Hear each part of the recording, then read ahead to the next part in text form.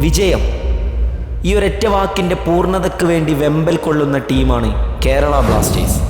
കഴിഞ്ഞ 10 വർഷത്തിൻ്റെ ISL സീസണിൻ്റെ മുമ്പിലും മുഖം താഴ്ത്തിക്കൊണ്ട് മടങ്ങപ്പെട്ട ഒരേ ഒരു ക്ലബ്ബ്. ഇന്ത്യയുടെ മറ്റൊരു കിരീടത്തിലും അവരുടെ നാമം കൊത്തിവെക്കപ്പെട്ടിട്ടില്ല. പലപ്പോഴായി കൊതിക്കപ്പെട്ട പലതും കൈവിട്ടകന്നുപോയി.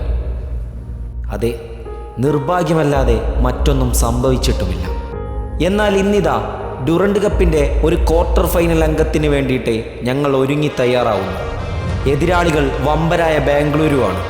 പഴയ പ്രതികാരങ്ങളുടെ പട്ടികയിൽ ഇടം പിടിച്ച അതേ ബാംഗ്ലൂർ. പക്ഷേ ആരായാലും എങ്ങനെയായാലും ഞങ്ങൾക്ക് വിജയിച്ചേ മതിയാകും.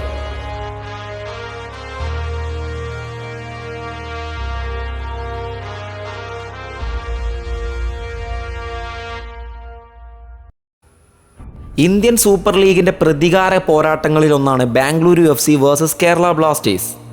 ഈ കുറഞ്ഞ കാലങ്ങളായിട്ട് ഒരു ബിരിയാണിയുടെ കഥ തന്നെ ഈ രണ്ട് ടീമുകൾക്കും പറയാനുണ്ട്. വിവാദങ്ങളും തിരിച്ചടികളും പ്രതികാരങ്ങളും മൂത്തിരമ്പുന്ന ഇരു ടീമുകളാണ്. അവർ ഇന്ന് ഡ്യൂറൻഡ് കപ്പിൻ്റെ ക്വാർട്ടർ ഫൈനലിൽ ഏറ്റുമുട്ടാനായിട്ടിരിക്കുകയാണ്. ബാംഗ്ലൂരു FCയെ സംബന്ധിച്ചിടത്തോളം 3 മത്സരങ്ങളിൽ 3 വിജയിച്ച് ടേബിൾ ടോപ്പേഴ്സായി 10 ഗോളും അടിച്ചിട്ടാണ് അവർ ക്വാർട്ടർ ഫൈനലിലേക്ക് പ്രവേശിക്കുന്നത്. 2 ഗോളുകൾ വഴങ്ങിയിട്ടുണ്ട്. കേരള ബ്ലാസ്റ്റേഴ്സിനെ അടുത്ത് നോക്കുമ്പോൾ 2 മത്സരം മാത്രമേ വിജയിച്ചിട്ടുള്ളൂ. ഒരു മത്സരം സമനിലയാണ്. 16 ഗോളുകൾ അടിച്ചു കൂട്ടിയിട്ടുണ്ട്. 1 ഗോള് തിരിച്ചു വാങ്ങിയിട്ടുണ്ട്. ആ ഒരു കളിയിലെ സമനില എന്ന് പറയുന്നത് ആ മത്സരം തന്നെ ദയനീയമായിരുന്നു. വിവേകാനന്ദ യുവഭാരതി സ്റ്റേഡിയത്തിൽ കൊൽക്കത്തയിൽ വെച്ച് നടക്കുന്ന മത്സരമാണ് ഇന്ന് നമ്മൾ കാണാനായിട്ട് പോകുന്നത്. മിഖായൽ സ്റ്റേറ എന്ന് പറയുന്ന കേരള ബ്ലാസ്റ്റേഴ്സിൻ്റെ കോച്ചിനെ നല്ല രീതിയിൽ പരീക്ഷിക്കാൻ പോകുന്ന ഒരു മത്സരമായിരിക്കും ഇത്. ഒരുപക്ഷെ ബാംഗ്ലൂരു FC ഒരിക്കൽ കൂടെ ഡ്യൂറൻഡ് കപ്പിൻ്റെ ആ ഒരു സെമി ഫൈനലിലേക്ക് ചാമ്പ്യൻസ് ആവാൻ വേണ്ടിയിട്ടുള്ള തേരോട്ടം തുടങ്ങിയെന്നിരിക്കാം. കേരള ബ്ലാസ്റ്റേഴ്സിന് ഡ്യൂറൻഡ് കപ്പ് ഒരിക്കലെങ്കിലും നേടിയെടുക്കാനും കഴിയാൻ പറ്റുന്ന ഒരു മത്സരമാണ് ഇന്ന് നടക്കാനായിട്ട് പോകുന്നത്. ടൂർണമെൻറ്റിൽ കേരള ബ്ലാസ്റ്റേഴ്സ് FCയെ സംബന്ധിച്ചിടത്തോളം ഏറ്റവും നല്ല പോരാട്ടം കാഴ്ചവെക്കേണ്ട മത്സരമാണ് നടക്കാനിരിക്കുന്നത്. അതായത് പഴയതുപോലെയുള്ള ഒരു കളി മുന്നോട്ടെടുക്കുകയാണെന്നുണ്ടെങ്കിൽ എന്തായാലും മൂഞ്ചും. പിന്നെ Mumbai city FC and CISF എന്നീ ടീമുകളോടുള്ള മത്സരം പോലെ തന്നെ ഈ മത്സരവും കാണാമെന്ന് കരുതിയാൽ വീട്ടിലേക്ക് മടങ്ങേണ്ടി വരും. കാരണം ഇത് ബാംഗ്ലൂരു FC ആണ്. നല്ല കിടിലം സ്ട്രെങ്ത് ഉള്ള സ്ക്വാഡുമായിട്ട് മുന്നോട്ട് വരുന്ന ഒരു ടീം തന്നെയാണ്. ഇതുകൊണ്ട് തന്നെ മത്സരം എത്രമേൽ കനപ്പിക്കാൻ കഴിയുമോ അത്രയും ഉഷാറാക്കേണ്ടി വരുന്നു. ഡിഫൻസ് നിരയിലെ അലക്സാൻഡ്രോ കൊയ്ഫ് എന്ന് പറയുന്ന നമ്മുടെ പുതിയ താരം ഇറങ്ങുമോ ഇല്ലേ എന്നുള്ളത് പലർക്കും സംശയമാണ്. എന്തായാലും മിഖായൽ സ്റ്റേറെ അദ്ദേഹത്തെ ടീമിലേക്ക് കൊണ്ടുവന്നിട്ടുണ്ട് എന്നുണ്ടെങ്കിലും സെക്കൻഡ് ഹാഫിലേക്ക് ആയിരിക്കും കളിയിലേക്ക് വരാനായിട്ട് പോവുക. പിന്നെ മറ്റൊരു പോസിറ്റീവായിട്ടുള്ള കാര്യമെന്ന് പറയുന്നത് സച്ചിൻ, നമ്മുടെ ഗോൾ കീപ്പറായിട്ടുള്ള സച്ചിൻ തിരിച്ചു വന്നിട്ടുണ്ട് എന്നുള്ളതാണ്. ഒരുപക്ഷെ സ്ക്വാഡിലുണ്ടാവോ എന്നുള്ളത് അറിയില്ല. ഞാൻ എന്തായാലും എൻ്റെ പ്രഡിക്ഷൻ സ്ക്വാഡ് പറയുന്നുണ്ട്.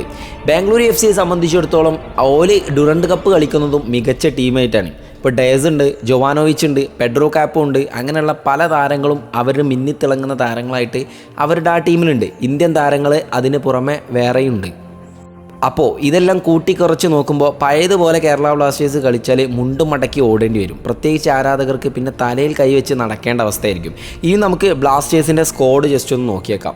സോംകുമാർ തന്നെ ആയിരിക്കും ഗോൾ കീപ്പർ എന്ന് എനിക്ക് തോന്നുന്നു. കാരണം കേരള ബ്ലാസ്റ്റേഴ്സിൻ്റെ ഏറ്റവും നല്ല ഗോൾ കീപ്പർമാരിൽ ഒരാളായിട്ടുള്ള സച്ചിൻ തിരിച്ചു വന്നിട്ടുണ്ടെങ്കിലും അദ്ദേഹത്തെ പരീക്ഷിക്കാനായിട്ട് മിഖായൽ സ്റ്റേറെ തയ്യാറാവില്ല എന്നാണ് എനിക്കിങ്ങനെ തോന്നുന്നത്. ഇനി ഡിഫൻസ് നിരയിലേക്ക് വരുമ്പോൾ മിലോസ് ആൻഡ് പ്രീതം, ഈ ഒരു കോംബോ എങ്ങനെ വന്നാലും ഉണ്ടാകും. ഇനി 2 വിങ്ങുകളിലാണെങ്കിൽ ഐബൻ ആൻഡ് സഹീഫ്. കാരണം ഈ 2 താരങ്ങളും അൺബിലീവബിൾ ആയിട്ടാണ് കളിച്ചുകൊണ്ടിരിക്കുന്നത്.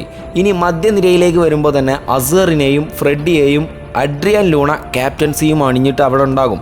കാരണം ഫ്രെഡിയെയും അസറിനെയും കഴിഞ്ഞ കുറച്ച് മത്സരങ്ങളിൽ നമ്മൾ കണ്ടാണ് മികച്ച പോരാട്ടം കാഴ്ചവെച്ചുകൊണ്ടിരിക്കുന്നത്. മുന്നേറ്റ നിരയിലേക്ക് വരുമ്പോൾ 2 വിങ്ങുകളിലായിട്ട് ഐമനും നോഹ സദോയുമായിരിക്കും. പെപ്രെ ആയിരിക്കും മെയിൻ സ്ട്രൈക്കറായിട്ട് കൈകാര്യം ചെയ്യാനായിട്ട് പോകുന്നത്. നോഹക്കും പെപ്രക്കും എത്രമാത്രം പന്തെത്തിക്കാൻ കൊടുക്കുമോ എന്നുള്ള രീതിയിലായിരിക്കും ലൂണയെ മിഡിൽ കളിപ്പിക്കുക. സെക്കൻഡ് ഹാഫിലേക്ക് വരുമ്പോൾ അലക്സാൻഡ്രോ കൊയ്ഫ് അതുപോലെ തന്നെ ഇഷാൻ പണ്ഡിത, ഈ 2 താരങ്ങളും നല്ല രീതിയിൽ ഇറങ്ങാൻ സാധ്യത കൂടുതലാണ്. പിന്നെ ഡിഫൻസ് നിരയിലെ സന്ദീപ് സിംഗിനെയും അതുപോലെ തന്നെ നവോച്ച സിംഗിനെയും നമുക്ക് കണക്ക് കൂട്ടാവുന്നതും തന്നെയാണ്. കാരണം നവോച്ച സിംഗ് കഴിഞ്ഞ മത്സരത്തിൽ ഒരു സ്കോർ ചെയ്തിട്ടുണ്ട്.